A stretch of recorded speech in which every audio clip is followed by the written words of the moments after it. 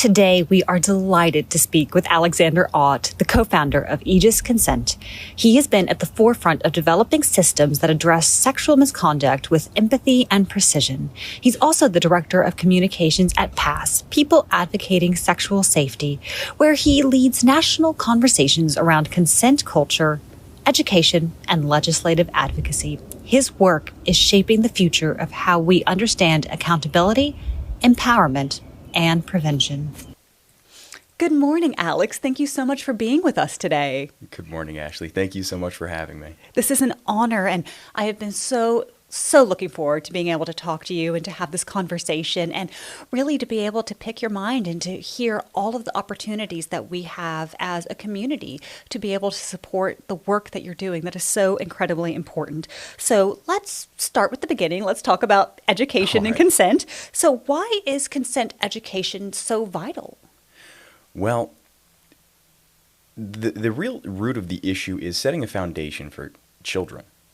It doesn't always have to be sexual in nature, but getting young people kind of in tune with this concept of free agency. You know, if it makes them uncomfortable, speak out against it, kind of remove yourself from the situation, get an adult that you feel is responsible. When it comes to consent, it doesn't always have to be sexual. We can start the conversation at something as simple as, are you comfortable with wearing like a blue shirt today? Are you comfortable with wearing a yellow shirt? It's really beginning to teach agency at a young age, which I think is really important. Exactly. Because when you start to have harder conversations, if you haven't built that foundation, there's really nothing to go on, is there? Yes, and what we're really trying to hammer down is training that resiliency, you know, making sure that a young child would have the strength of will and fortitude to say, no, this isn't right, I don't like this, stop. And I think what we're seeing is that consent education is incredibly limited in the schools, that this is something that really does need to begin at home. But why are the school systems so behind in practicing this incredibly important skill with our students and children? Thank you for a wonderful question, by the way. I'll try to answer that in a couple different parts. Firstly, there's only 20 states, including the District of Columbia, that actually teach consent as part of their sex ed curriculum.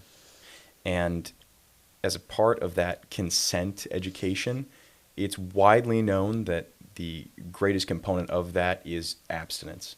So all they're really preaching is don't have sex, and you will never have sexual assault. So we really try to skirt around what is the traditional abstinence above all and teach them that, you know, sex is a very normal part of human behavior. And more so now than ever.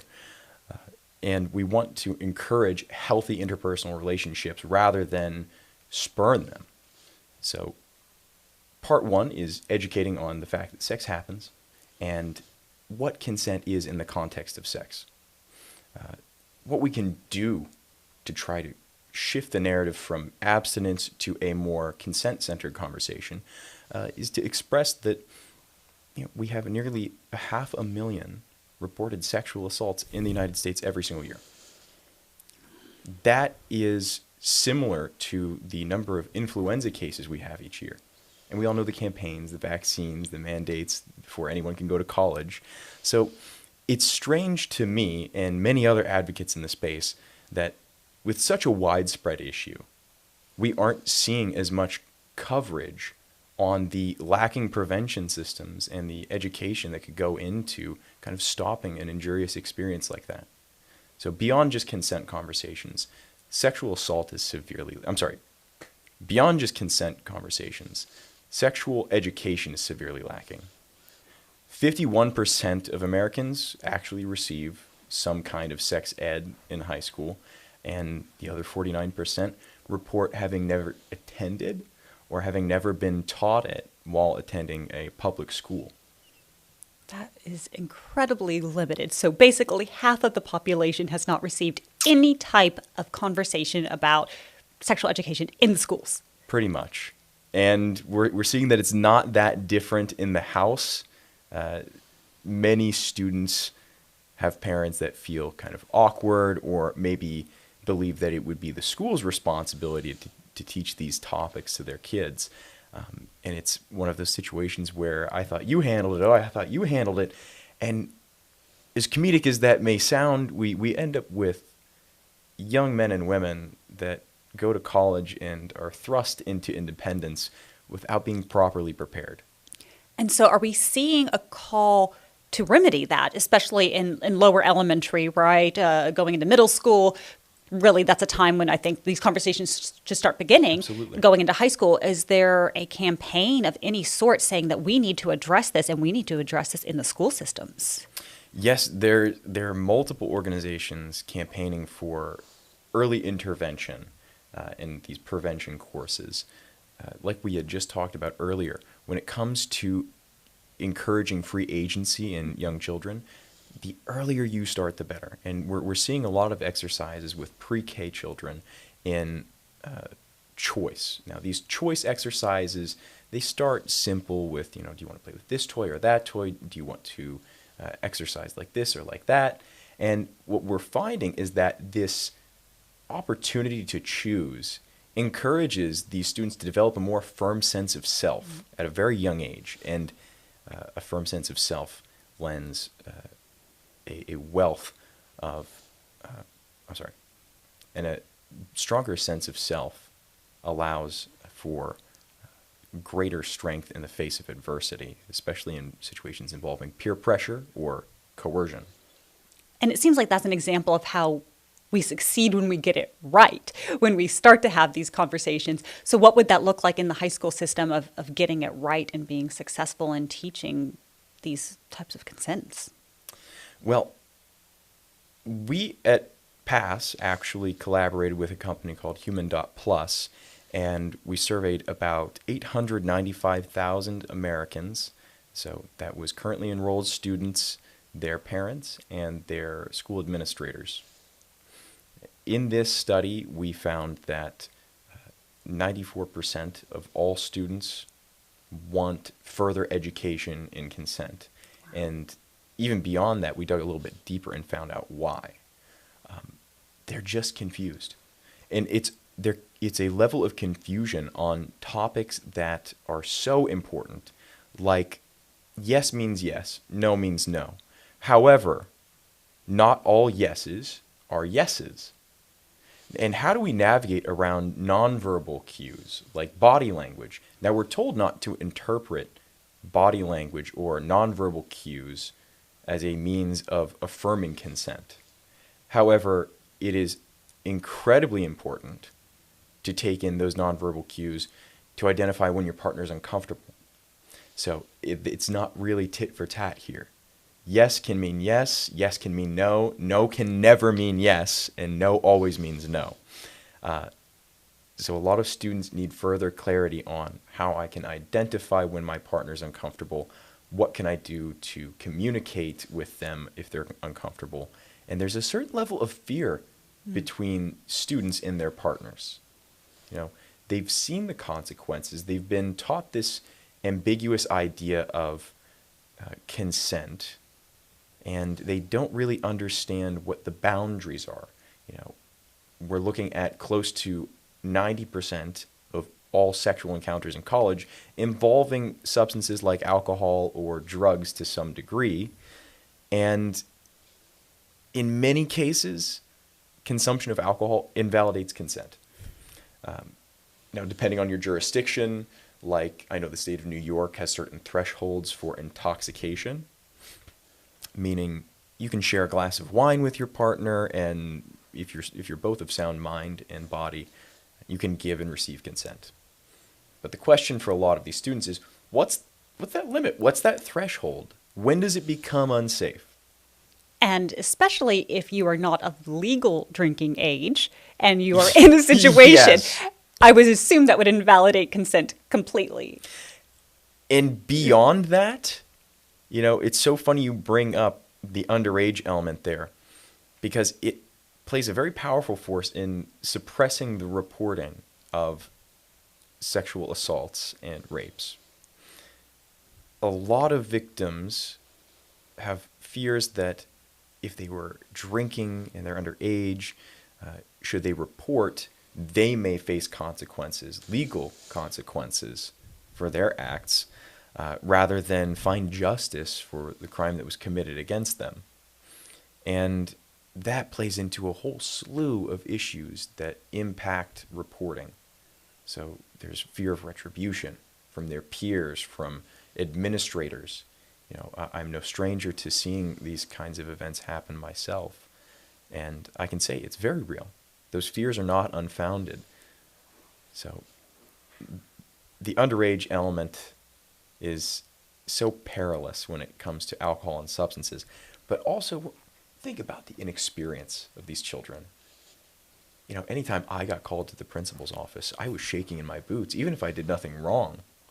So in a vulnerable state, I can't imagine a situation in which a student would feel comfortable coming forward to try to find justice when they have these burdens weighing them down. I think something important that you just pointed out, maybe inadvertently, is you use the word children, which they are children. Anyone who is under the age of 18 who is engaging in sexual activity, they are a child. But to that point, just because you have turned 18 and you're at college away from home for the first time, that does not make you a world-wearied adult either. And so I think that there's some issues there. What happens as soon as children basically go to college and suddenly they're on their own for the first time?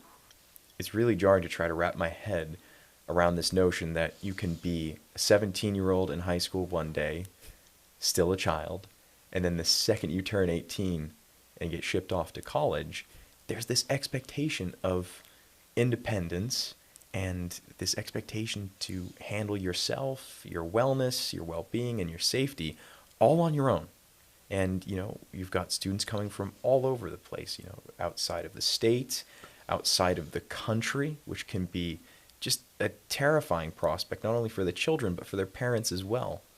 Within our study, we had found that one of the larger concerns of parents was that they didn't feel their students understood formal consent. And what I mean by that is a lot of parents had fears that their student wouldn't understand how to properly give or receive consent and that they would get themselves into trouble.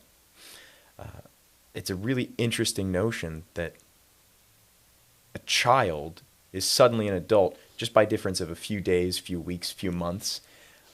And as you know, and pretty much everyone else in the world knows at this point, women and men mature at different rates. Yes, we do. Women experience mental maturity much faster than men do. It takes men until about 23, and in some cases, like me, maybe 27, to really fully develop. But the biggest issue is that the part of the brain that matures the latest in life is the part that deals with consequences. And we're sending these immature, underdeveloped individuals to a situation in which there's a plethora of alcohol, parties, and opportunities for high-risk situations to come about. So you mix all of that together with a base level of unpreparedness, and you have a perfect storm for sexual assault. Speaking of that perfect storm, we've talked about this, and there's a term which you will introduce the audience to. There is a particularly vulnerable time during the first 1 to 2 years on campus. Am I correct? So will you talk a little bit about that and why that is such an important time for being aware of consent and, like you said, developing that sense of what consequences might come? Yes, absolutely. Well, MIT had kind of coined the term red zone. Okay. Now, this red zone refers to the first 4 semesters of college, so freshman and sophomore year, basically. And that is where 80% of all sexual assaults on college campuses occurs. Those first 4 semesters. And while we're on the subject of numbers here, 1 in 6 women, this is a very hard stat, 1 in 6 women will be sexually assaulted before they graduate from their undergraduate program. And it's 1 in 15 for men. Take all these numbers with a grain of salt. They've been taken from what I believe to be one of the ultimate authorities on these kinds of statistics, which is RAINN, the Rape, Abuse, and Incest National Network. An amazing resource for sexual assault prevention and awareness. We have very skewed statistics on men. because their likelihood of reporting a molestation or sexual assault is about 7%. So we don't have all the data, and we can't even begin to understand just how bad the issue truly is for both young men and women. Sexual assault is the most underreported crime worldwide. Why is that? I mean, we talked a little bit about the repercussions, but how do we encourage people to speak out? I think, and a lot of experts think, that it has a lot to do with the reporting pipeline. So the ease in which an individual can report the crime and how casual the entire situation is has a dramatic effect on incoming reports. For instance, one study had shown that the more steps it took for a victim to report their sexual assault formally, the less likely they were to undergo the process. And in a similar vein, campuses in which there are peer counseling services available, very informal, very casual, disarming environment in which someone can talk to their peer about an injurious experience, allows them to kind of talk through it without the fear that they will be forced to report. Because I'm not sure if you would know this, but the Sandusky law, after the incident with Jerry Sandusky on Penn State's campus, there had been a new law requiring any faculty member of a campus, college campus, or university, once they're made aware of a sexual assault, they are required by law to report it to the police. Now, that strikes a bit of fear into the hearts of victims who aren't ready to report yet. You know, these things, they take time, and everyone is ready at their own pace. Now, the fear of being forced to report, to have that autonomy taken away from you after you've already been taken advantage of to such an egregious extent, it's terrifying. So peer counseling centers are a wonderful resource for students to start that process and get more comfortable sharing their story before they move forward with a formal report. Now, I firmly believe in the effectiveness of peer counseling centers. I've taken advantage of them myself. A lot of my friends who had experienced some kind of sexual violence, they themselves have really expressed a great level of gratitude for their opportunity to talk to their peers. I think that's incredible, and I hope that we see those centers pop up more, because we do need this sense of community. Because when someone has undergone a sexual assault and experienced sexual violence, they're feeling very isolated and scared and alone. And so I love that there's a place where they can go and speak to someone who maybe had a similar experience and find a sense of safety. Absolutely. And I think that peer counseling centers are really catching on. A university in which we had visited in New York, the University of Mount St. Vincent, they were a wonderful partner for our exploratory study on the effectiveness of currently existing preventative education programs. Now, they had a peer counseling center. They do weekly outreach as well as tabling. So they have student volunteers tabling to give people information on sexual wellness.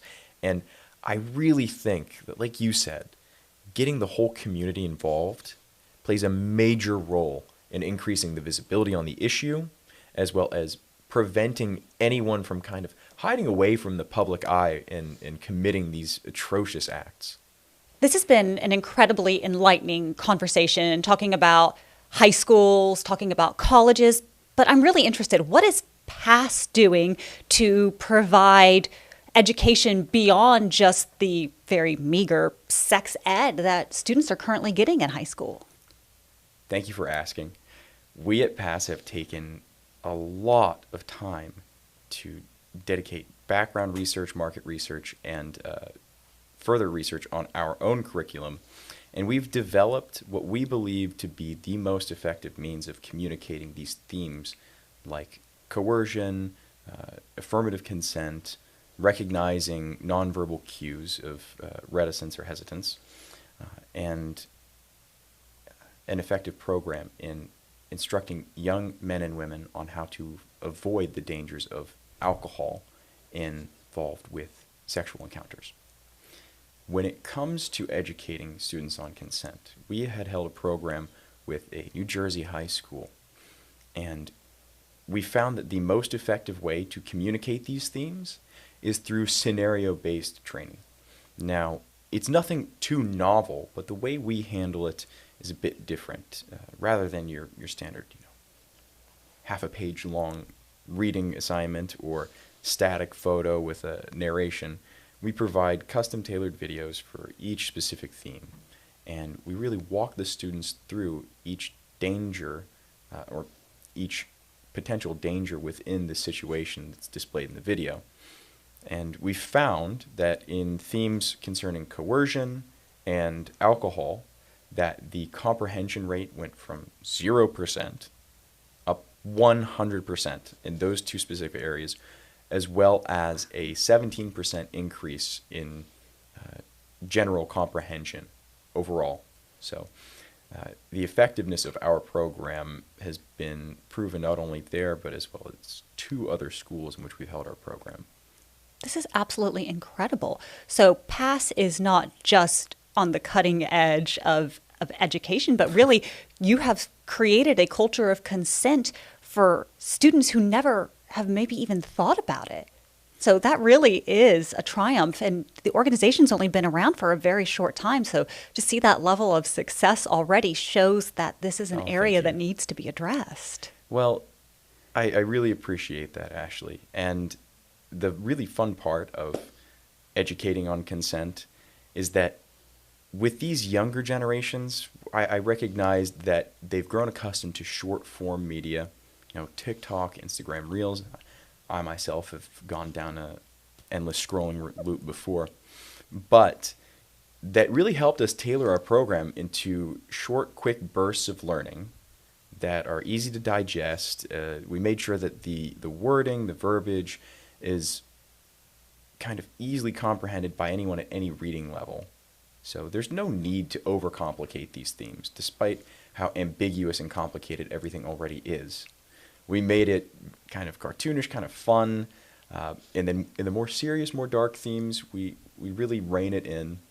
We've been able to draw upon popular culture references, and specifically with the New Jersey students, they all watched Euphoria. So they were intimately aware of themes of coercion concerning power imbalances, student-teacher relations, workplace interactions between maybe your direct superior or even CEO, and they were acutely aware of these themes of power imbalances because of Euphoria. And I have to say that was one of the first examples of popular media influencing consent understanding in a really positive way. That's fantastic. I hope that we continue to see that and that these open conversations continue because our students need it. And I'm thankful that organizations like PASS exist to be leaders in education, and that the work that you're doing not only has changed high schools and colleges, but will lead to hopefully some incredible lobbying and changes as we move forward and look at the administration and government work that we do. So thank you, Alex, so much for coming. I'm so incredibly thrilled to continue our conversation and look forward to talking more about this. Likewise, Ashley, and thank you for your kind words. Thank you.